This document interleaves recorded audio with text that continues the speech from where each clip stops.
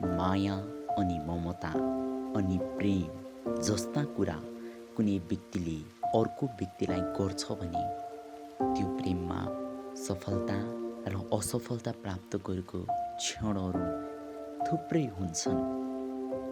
तर म आज यहाँहरूलाई प्रेममा सफल भएर पनि टिक्न नसकेको प्रेम कहानी सुनाउनेछु। कुनै एक दिनको यस्तै दिउँसोको समय एकदम चर्को घाम लागेको समयमा प्रेम नाम गरेको एकजना केटो बाटोमा हिँडिरहेको हुन्छ। त्यही बाटोमा अर्को तर्फबाट एउटी सुन्दरी युवती पनि हिँडिरहेकी हुन्छन्। घाम एकदमै चर्को लागेको थियो। घामको चर्कोले तापक्रम बढी भएको हुँदा त्यो केटी त्यही बेहोस हुन्छ। प्रेमले बेहोस भएको देख्न साथ दौडेर जान्छ र बिउजन खोज्छ। धेरै गर्मी भएकोले त्यो केटी बेहोस भएकी हुन्छ। प्रेमले हत्तपत्त नजिकैको मेडिकलमा लान्छ। मेडिकलको मान्छेले चिन्ता लिनु पर्दैन, केही समयमा उहाँको होस आउँछ भनेर भन्छ। प्रेम त्यसपछि शान्त महसुस गर्छ। 1 घन्टापछि त्यो केटीको होस आउँछ। प्रेमले त्यो केटीलाई भएको सबै घटना वृत्तान्तमा सुनाउँछ। त्यो कुरा सुनेपछि त्यो केटीले आफूलाई सहयोग गरेको कुरामा प्रेमलाई धन्यवाद दिन्छ। प्रेमले त्यो केटीलाई उनको नाम सोध्छ। त्यो केटीले उसको नाम राधिका भन्छ। राधिकाले आफ्नो जीवनमा उसको निम्ति यति धेरै सोचिदिएको मान्छे पहिलोपल्ट भेटेको भन्ने कुरा प्रेमलाई बताउँछ। वास्तवमा राधिकाको मनमुटुमा प्रेम बसिसकेको हुन्छ। केही समयपछि अवस्था सामान्य हुन्छ। प्रेमले सबै कुरा ठिक भएपछि फर्किने बेला राधिकालाई घरसम्मै पुर्याइदिन्छ र आफ्नो स्वास्थ्य अवस्थाको ख्याल गर्न राधिकालाई भन्छ र प्रेम घर फर्किन्छ। कथा यतिमै समाप्त हुँदैन। जब रात हुन्छ तब प्रेम खाना खाएर सुत्न आफ्नो कोठामा जान्छ। प्रेमले आजसम्म पनि कसैको त्यसरी सहयोग गरेको हुँदैन।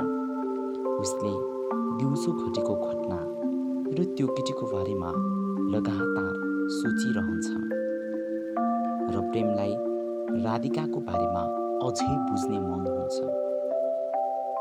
यता राधिका पनि खाटमा पल्टेर दिउँसो आफूलाई सहयोग गरेको प्रेमलाई सम्झिएर सोचिरहेको हुन्छ।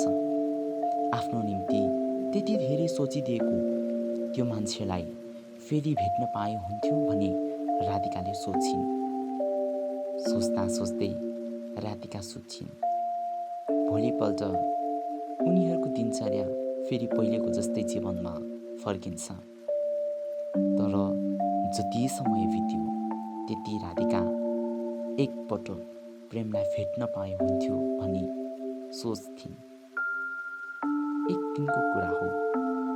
राधिका कतै प्रेमलाई भेट्छु कि भनी आफू बेहोस भएको ठाउँको नजिकैको होटलमा गएर चिया खाँदै प्रेम आउँछ कि भनी हेर्छ। तर 4 घन्टा बित्दा पनि प्रेम त्यो बाटोमा नहिँडेकोले सायद उसलाई म भेट्दिनु होला भनी राधिका फर्किन खोज्छिन्। तर एक्कासी कसैले उनलाई राधिका भनेर बोलाउँछ। फर्केर हेर्दा त्यही बाटोमा प्रेमले उसलाई बोलाएको हुन्छ। राधिकाले प्रेमलाई देखेपछि खुसी हुँदै प्रेम भएको तर्फ जान्छन् र प्रेम र राधिकाले एक अर्कालाई हाल खबर सोध्छ र होटलमा बसेर चिया खाँदै गफ गरौँ भन्छन् र उनीहरू नजिकैको होटलमा गएर बस्छन् र चिया खाँदै कुरा गर्न गर्न थाल्छन्। प्रेमले राधिकालाई यता आउनको कारण सोध्छ। राधिकाले सिधै हजुरलाई भेट्न आएको भन्दा नराम्रो सोच्ला भनेर, केही काम परेकोले आएको हो भनेर भन्छ। प्रेमले पनि राधिकाको कुरा पत्याउँछ, किनभने प्रेमलाई थाहा हुँदैन कि राधिकाले भित्रभित्रै प्रेमलाई मन पराएको हुन्छ। प्रेमले फेरि राधिकालाई उसको परिवारको बारेमा सोध्छ। राधिकाले आफ्नो जीवन कहानी सुनाउँछिन् र आफ्नो बुवा आमाले उसलाई 16 वर्षको उमेरमै उसलाई र यो संसारलाई छोडेर जानुभएको र त्यो समयदेखि सङ्घर्ष गर्दै आफू एक्लै जीवन जिउँदै गरेको कुरा भावुक हुँदै प्रेमलाई सुनाउँछ। प्रेमले पनि राधिकालाई सान्त्वना दिँदै साहसी हुनुपर्छ भन्छ। प्रेमले फेरि राधिकालाई अहिले चाहिँ के गर्छौ भनेर सोध्छ। राधिकाले नजिकै रहेको कन्सल्टेन्सीमा रिसेप्सनिस्टको काम गर्छु भन्छन्। केही समय कुरा गरेपछि फेरि अर्को पटक पनि भेटौँ भनी प्रेम र राधिका एकअर्काको फोन नम्बर दिएर छुटिन्छन्। राधिकाले वास्तवमा सानैदेखि दुःख पाएकोले प्रेमप्रति चाँडो आकर्षित नभई उनको सबै कुरा बुझ्ने निर्णय लिन्छन्। यता प्रेम पनि राधिकाले त्यति धेरै दुःख पाएको कुरालाई सोच्दै पछि सबै राम्रो होस् भनी कामना गर्छ। त्यसको अर्को हप्ता राधिकाले प्रेमलाई फोन गरेर फेरि भेटौँ भनी भन्छ र उनीहरू फेरि भेटेर चिया खाँदै कुरा गर्छन्। यसरी नै प्रेम र राधिका 1 वर्षसम्म भेट्दै कुराकानी गर्छन् र कुराकानी गर्दै जाँदा पहिलाको भन्दा अझ धेरै नजिक हुन पुग्छन्। करिब 3 वर्षसम्म यसरी नै जीवन बितिरहन्छ। जब राधिकाले प्रेम राम्रो मान्छे हो भन्ने कुरा थाहा पाउँछ, तब उसले प्रेमलाई प्रेम प्रस्ताव राख्नको लागि सोच्न थाल्छिन्। प्रेम पनि राधिकासँग एकदमै धेरै मिलनसार भइसकेको हुन्छ। राधिकाले कुनै एक दिन प्रेमलाई आफ्नो घरमा बोलाउँछ। प्रेम पनि राधिकाको घर जान्छ। त्यो दिन राधिकाले प्रेमको लागि एकदमै मिठो परिकारको भोजनहरू तयार गरेकी हुन्छ। सँगै बसेर खाने बेलामा राधिकाले प्रेमसँग प्रेम प्रस्ताव राख्छिन्। प्रेमले पनि प्रेम प्रस्तावलाई स्वीकार गर्छ। सँगै प्रेमी प्रेमिका बनेपछि एकअर्कालाई अझ माया बाँड्न थाल्छन्।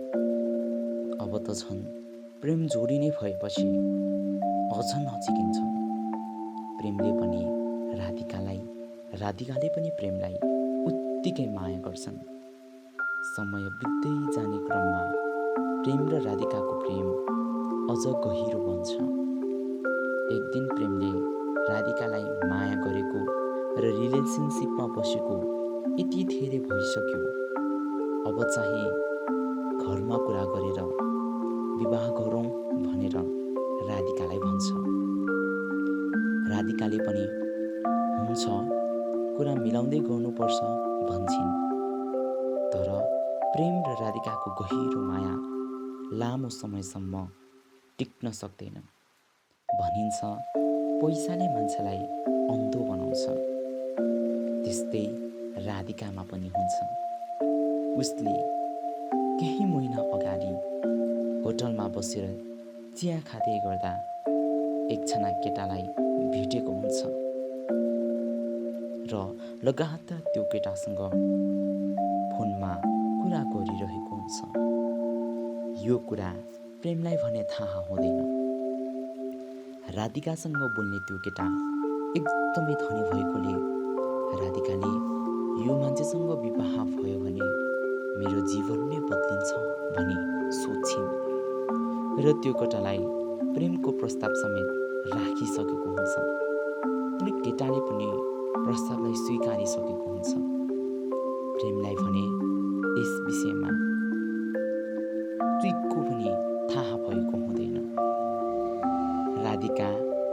धनी केटासँग लागेपछि प्रेमसँग पनि त्यति कुरा नगर्ने, भेट्दा पनि नभेट्ने गर्न थाल्छिन्। यति हुँदा पनि प्रेमले राधिकालाई शङ्का गरेको हुँदैन। प्रेमले केही काम परेको होला भनी सोच्छ, किनभने प्रेमले राधिकालाई साँचो प्रेम गरेको हुन्छ। यसो गर्दा गर्दै बिहेको मिति पनि तोकिसकेको हुन्छ। यता राधिका भने त्यही केटासँग जानलाई तयार गर्न थाल्छिन्। प्रेमले अझै थाहा पाएको हुँदैन। दिन बित्दै जान्छ र अन्ततः विवाहको दिन पनि आउँछ। विवाहको दिन राधिकाले म आउँदिन भनेर प्रेमलाई भन्छ। प्रेम अचम्म मान्दै आफै राधिकालाई लिनको लागि राधिकाको घर पुग्छ। तर उसले राधिकालाई त्यही धनी केटासँग जान लागिरहेको देखेर राधिकालाई बोलाउँछ। राधिका केही नबोली त्यो केटासँग जान खोज्छ। प्रेमले राधिकाले आफूलाई धोका दिएको कुरा थाहा पाउँछ र राधिकालाई त्यसो नगर्न भन्छ। राधिकाले प्रेमलाई भन्छ, संसारमा सम्पत्ति जस्तो ठुलो केही हुँदैन। तिमीसँग मलाई पाल्न सक्ने औकात छ भन्छिन्। तिमीसँग किन छ र? जब सम्पत्ति नै छैन किन माया गर्छौ? उसँग धेरै पैसा छ र मेरो जीवन खुसी खुसी साथ बित्छ। तिमीलाई त मैले केवल मायाको लागि नाटक गरेको थिएँ, तर मैले तिमीबाट सम्पत्ति पनि देखिन। तर उसँग माया पनि छ, सम्पत्ति पनि छ।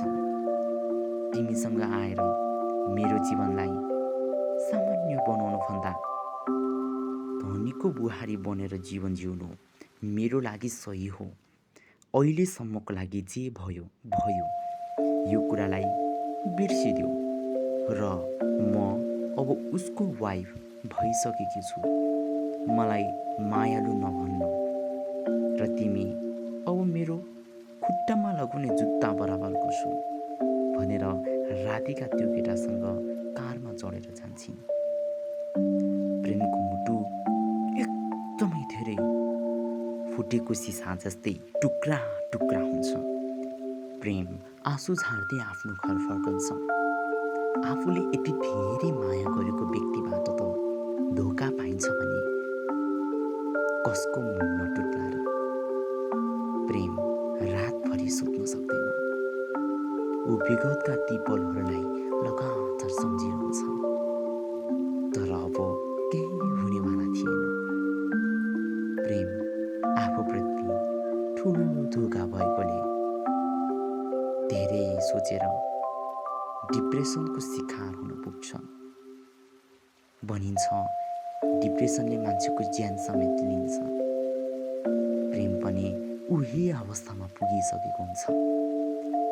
प्रेम यो संसारमा मायाको कदर हुँदैन भने म किन जिउनु भन्दै आत्महत्याको लागि घरको पङ्खामा सोल बाँध्न थाल्छ। सोल बाँधेर झुन्डिनै लाग्दा उनकी आमा त्यही समयमा प्रेम भएको ठाउँमा पुग्छिन् र प्रेमलाई